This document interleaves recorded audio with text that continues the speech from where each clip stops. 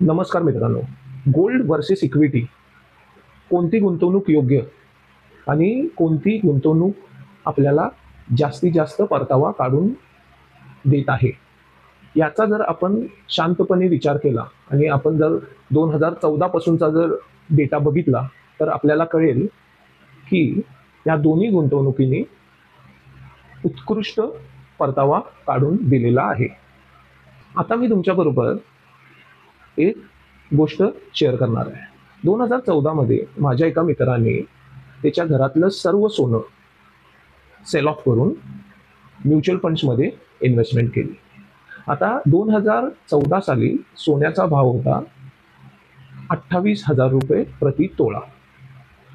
आता आज जेव्हा आपण हा व्हिडिओ बनवत आहे in the month of June, त्यावेळेस आपल्याला कळतं की जून महिन्यामध्ये भारतीय मार्केटमध्ये प्रति 10 ग्रॅम सोन्याचा भाव झालेला आहे 1,00,000 रुपये.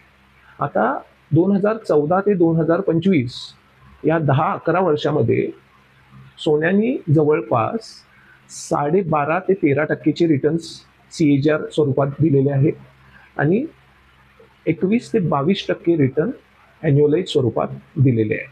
मग जर आपण याचा शांतपणे विचार केला आणि इक्विटी मार्केटने ह्या कालावधीमध्ये किती रिटर्न काढून दिले हे जर आपण बघितलं तर आपल्याला कळेल की लार्ज कॅप इंडेक्सनी जवळपास 15%चे रिटर्न्स, मिड कॅप इंडेक्सनी जवळपास 21%चे रिटर्न आणि स्मॉल कॅप इंडेक्सनी जवळपास 20%चे रिटर्न 2014 जानेवारी ते जून 2025 पर्यंत काढून दिलेले.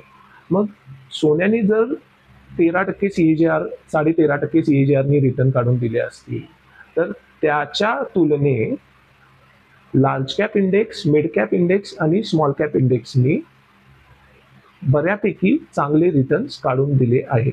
याचा अर्थ हा नव्हे की सोन्यातील गुंतवणूक योग्य की अयोग्य. खरं हे सर्व पर्याय जर आपल्या समोर उपलब्ध असतील तर आपण यातला योग्य पर्याय आपल्याला कोणता आहे हे ठरवून आपण त्यामध्ये गुंतवणूक करू शकतो. अधिक माहितीसाठी आम्ही दिलेल्या खालच्या नंबरवर आम्हाला संपर्क साधा.